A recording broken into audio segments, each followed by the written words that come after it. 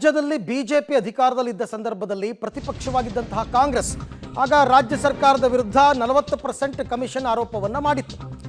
ಆಗ ಬಿಜೆಪಿ ಏನು ಮಾಡಿತ್ತು, ಕೋರ್ಟ್ ಮೆಟ್ಟಿಲೇರಿತ್ತು ಕಾಂಗ್ರೆಸ್ ವಿರುದ್ಧ. ಬಿಜೆಪಿ ವಿರುದ್ಧ ಜಾಹೀರಾತನ್ನು ಕೂಡ ನೀಡಿತ್ತು ಕಾಂಗ್ರೆಸ್ ವಿರುದ್ಧ ಬಿಜೆಪಿ ದೂರನ್ನು ಕೂಡ ದಾಖಲಿಸಿತ್ತು. ಸೊ ಇವತ್ತು ಈ ವಿಚಾರಕ್ಕೆ ಸಂಬಂಧಪಟ್ಟಂತೆ ಕೋರ್ಟ್ಗೆ ಸಿಎಂ ಸಿದ್ದರಾಮಯ್ಯ ಮತ್ತು ಡಿಸಿಎಂ ಡಿಕೆ ಶಿವಕುಮಾರ್ ಇಬ್ಬರು ಕೂಡ ಹಾಜರಾಗ್ತಾ ಇದ್ದಾರೆ. ಬಿಜೆಪಿ ಸರ್ಕಾರ ಇದ್ದಾಗ 40% ಕಮಿಷನ್ ತಗೊಂಡಿದ್ದಾರೆ ಅಂತ ಬಿಜೆಪಿ ವಿರುದ್ಧ ಕಾಂಗ್ರೆಸ್ನವರು ಜಾಹೀರಾತು ಕೊಟ್ಟಿದ್ರು. ಆಗ ಬಿಜೆಪಿಯವರು ಕಾಂಗ್ರೆಸ್ ವಿರುದ್ಧ ದೂರು ದಾಖಲಿಸಿದ್ರು. ಈಗ ಇದು ಕೋರ್ಟ್ನಲ್ಲಿ ವಿಚಾರಣೆ ನಡೀತಾ ಇದೆ. ಇವತ್ತು ಕೋರ್ಟ್ಗೆ ಸಿಎಂ ಸಿದ್ದರಾಮಯ್ಯ ಮತ್ತು ಡಿಸಿಎಂ ಇಬ್ಬರೂ ಕೂಡ ಹಾಜರಾಗಿ ಹೇಳಿಕೆಯನ್ನು ಕೊಡಬೇಕಾಗಿದೆ.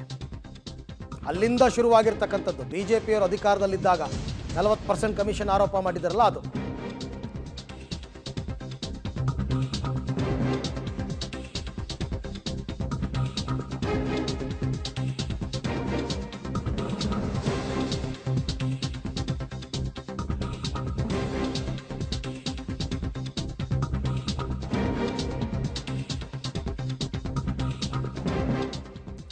ಬಿಜೆಪಿ ವಿರುದ್ಧ ಅಕ್ರಮಗಳ ರೇಟ್ ಕಾರ್ಡ್ ಜಾಹೀರಾತನ್ನು ಪ್ರಕಟ ಮಾಡಿತ್ತು ಕಾಂಗ್ರೆಸ್ ಘಟಕದವರು ಜಾಹೀರಾತನ್ನು ನೀಡಿದ್ರು ಎಷ್ಟೆಷ್ಟು ಅಕ್ರಮ ಮಾಡಿದ್ದಾರೆ ಅಂತ. ಆಗ ಕಾಂಗ್ರೆಸ್ ವಿರುದ್ಧ ಮಾನನಷ್ಟ ಮೊಕದ್ದಮೆಯನ್ನು ಹೂಡಿತ್ತು ಬಿಜೆಪಿ. ಈ ಹಿನ್ನೆಲೆಯಲ್ಲಿ ಸಿಎಂ ಮತ್ತು ಡಿಸಿಎಂಗೆ ಸಮನ್ಸ್ ಜಾರಿ ಮಾಡಿತ್ತು ಜನಪ್ರತಿನಿಧಿಗಳ ನ್ಯಾಯಾಲಯ. ಹಾಗಾಗಿ ಇವತ್ತು ವಿಚಾರಣೆ ಇದೆ. 10:45ಕ್ಕೆ ಕೋರ್ಟ್ ಮುಂದೆ ಸಿಎಂ ಮತ್ತು ಡಿಸಿಎಂ ಇಬ್ಬರು ಕೂಡ ಹಾಜರಾಗಬೇಕಿದೆ. ಯಾಕೆಂದರೆ ಅದು ಕಾಂಗ್ರೆಸ್ ಜಾಹೀರಾತು ಕೊಟ್ಟರು ಕೂಡ ಕಾಂಗ್ರೆಸ್ನ ಮುಖ್ಯಸ್ಥರಾಗಿ ಸಿಎಂ ಮತ್ತು ಡಿಸಿಎಂ ಇದ್ದದ್ದು. ಹಾಗಾಗಿ ಅವರಿಬ್ಬರಿಗೆ ಸಮನ್ಸನ್ನು ಜಾರಿ ಮಾಡಿತ್ತು ಜನಪ್ರತಿನಿಧಿಗಳ ಕೋರ್ಟ್.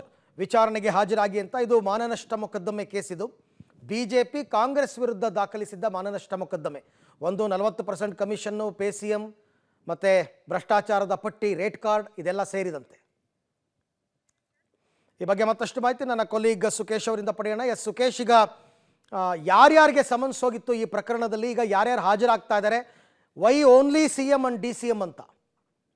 ಅರವಿಂದ್, ಪ್ರಮುಖವಾಗಿ ಏನು ನಮ್ಮ ಭ್ರಷ್ಟಾಚಾರದ ಆರೋಪ 40% ಆರೋಪದಲ್ಲಿ ರೇಟ್ ಕಾರ್ಡ್ ಅನ್ನು ಬಿಡುಗಡೆ ಮಾಡಲಾಗಿತ್ತು. ಅಂದಿನ ವಿಪಕ್ಷ ನಾಯಕರಾಗಿದ್ದ ಸಿದ್ದರಾಮಯ್ಯ ಮತ್ತು ಕೆಪಿಸಿಸಿ ಅಧ್ಯಕ್ಷ ಡಿಕೆ ಶಿವಕುಮಾರ್ ಇದ್ರು. ಹಾಗಾಗಿ ಜೊತೆಗೆ ಆರೋಪವನ್ನು ಪದೇ ಪದೇ ಅವರೇ ಮಾಡಿರುವಂತದ್ದು, ಜೊತೆಗೆ ರೇಟ್ ಕಾರ್ಡ್ ಅನ್ನ ಬಿಡುಗಡೆ ಮಾಡಿಸಿದ್ರು ಅನ್ನುವಂಥದ್ದೊಂದು ಜಾಹೀರಾತನ್ನ ಕೊಡಿಸಿದ್ರು ಅನ್ನುವಂಥದ್ದು. ಆ ಕಾರಣಕ್ಕಾಗಿ ಅವರಿಬ್ಬರನ್ನು ಕೂಡ ಪಾರ್ಟಿ ಮಾಡಿ ಕೇಸನ್ನು ಹಾಕಲಾಗಿತ್ತು.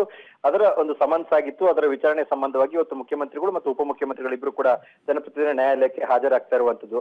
ಅಂದ್ರೆ ಬಿಜೆಪಿ ಸರ್ಕಾರದ ವಿರುದ್ಧ ಕೇಳಿ ಬಂದಂತ 40% ಆರೋಪವನ್ನ ಜಾಹೀರಾತು ರೂಪದಲ್ಲಿ ಕೊಟ್ಟಂತಹ ಕಾರಣದಲ್ಲಿ ದಾಖಲಾದಂತ ಕೇಸ್ ಕೂಡ ಆ ಸಂಬಂಧವಾಗಿ ಇವತ್ತು ಕೋರ್ಟ್ಗೆ ಹಾಜರಾಗ್ತಿರುವಂತದ್ದು. Arvind, okay, thank you Sukesh ತಮ್ಮೆಲ್ಲ ಮಾಹಿತಿಗೆ. ಸೊ ಒಟ್ಟಾರೆ ಇಷ್ಟು ವಿಚಾರ ಈಗ ಸದ್ಯಕ್ಕೆ. ಅವತ್ತು ವಿಪಕ್ಷ ನಾಯಕರಾಗಿದ್ದಂಥವರು ಸಿದ್ದರಾಮಯ್ಯ ಮತ್ತು ಅವತ್ತು ಕೆಪಿಸಿಸಿ ಅಧ್ಯಕ್ಷರಾಗಿದ್ದಂಥವರು ಡಿಕೆ ಶಿವಕುಮಾರ್. ಹಾಗಾಗಿ ಅವರಿಬ್ಬರಿಗೆ ನೋಟಿಸ್ ಕೊಟ್ಟಿದ್ದಾರೆ ಪಕ್ಷದ ಮುಖ್ಯಸ್ಥರು. ಈಗ ಅವರಿಬ್ಬರು ಕೂಡ ಜನಪ್ರತಿನಿಧಿಗಳ ನ್ಯಾಯಾಲಯಕ್ಕೆ ಹಾಜರಾಗಬೇಕಾಗತ್ತೆ.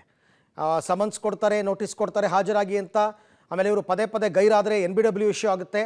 ಆದರೆ ಈಗ ಸರ್ಕಾರದ ವತಿಯಿಂದ ಇವರು ಸಮರ್ಥನೆ ಮಾಡ್ಕೋಬೇಕು. ಅದನ್ನು ಅವ್ರ ಪರ ವಕೀಲರು ಮಾಡ್ಕೋತಾರೆ. ಆದರೆ ಇದು ಸರ್ಕಾರಿ ಅಭಿಯೋಜಕರು ಪಾಲ್ಗೊಳ್ಳುವಂತಿಲ್ಲ ಇದು. ಯಾಕೆಂದರೆ ಆವಾಗ ಇವರು ವಿರೋಧ ಪಕ್ಷದಲ್ಲಿದ್ದಂಥವ್ರು. ಹಾಗಾಗಿ ಅವರು ವೈಯಕ್ತಿಕವಾಗಿ ಲಾಯರನ್ನು ನೇಮಿಸ್ಕೊಂಡಿರ್ತಾರೆ. 10:45ಕ್ಕೆ ವಿಚಾರಣೆ ಇದೆ. ಮಾನನಷ್ಟ ಮೊಕದ್ದಮೆ ಕೇಸ್ ಇದು. ಇಬ್ಬರು ಕೂಡ ಹಾಜರಾಗ್ತಾರೆ ಅಂತಕ್ಕಂಥ ಮಾಹಿತಿ ಇದೆ. ಮುಖ್ಯಮಂತ್ರಿಗಳು ಮತ್ತು ಉಪಮುಖ್ಯಮಂತ್ರಿಗಳು ಆಗ ಅವತ್ತು ಇವರು ವಿರೋಧ ಪಕ್ಷದ ನಾಯಕರು ಮತ್ತು ಕೆಪಿಸಿಸಿ ಅಧ್ಯಕ್ಷರಾಗಿದ್ದಂಥವ್ರು. ಸೊ ಇವರಿಬ್ಬರೇ ಇವಾಗ ಈ ಪ್ರಕರಣಕ್ಕೆ ನೋಟಿಸನ್ನು ಪಡ್ಕೊಂಡಿರ್ತಕ್ಕಂಥದ್ದು. ಹಾಗಾಗಿ ಬಿಜೆಪಿ ಅವಾಗ ಅಧಿಕಾರದಲ್ಲಿದ್ದಾಗ ಬಿಜೆಪಿ 40% ಕಮಿಷನ್ ತೊಗೊಂಡಿತ್ತು ಅಂತ ಆರೋಪ ಮಾಡಿದ್ರು. ಪೇ ಸಿಎಂ ಅಂತ ಆರೋಪ ಮಾಡಿದ್ರು. ಆಮೇಲೆ ಬೇರೆ ವಿವಿಧ ರೇಟ್ ಕಾರ್ಡ್, ಯಾವ್ಯಾವ ಕೆಲಸಕ್ಕೆ ಎಷ್ಟೆಷ್ಟು ದುಡ್ಡು ತಗೋತಾರೆ ಅಂತ ಏನೋ ಒಂದು ಅಡ್ವರ್ಟೈಸ್ಮೆಂಟನ್ನು ಇವ್ರು ಕೊಟ್ಟಿದ್ದರು. ಅದೆಲ್ಲವನ್ನು ನೋಡಿದಂತಹ ಬಿಜೆಪಿ ಕಾಂಗ್ರೆಸ್ ವಿರುದ್ಧ ಮಾನನಷ್ಟ ಮೊಕದ್ದಮೆಯನ್ನು ದಾಖಲಿಸಿತ್ತು. ಸುಮ್ಮನೆ ಆರೋಪ ಮಾಡ್ತಾ ಇದ್ದಾರೆ, ಸುಳ್ಳು ಆರೋಪಗಳನ್ನ ಮಾಡ್ತಾ ಇದ್ದಾರೆ ಅಂತ. ಹಾಗಾಗಿ ಈಗ ಈ ವಿಚಾರಕ್ಕೆ ಸಂಬಂಧಪಟ್ಟಂತೆ ಕೇವಲ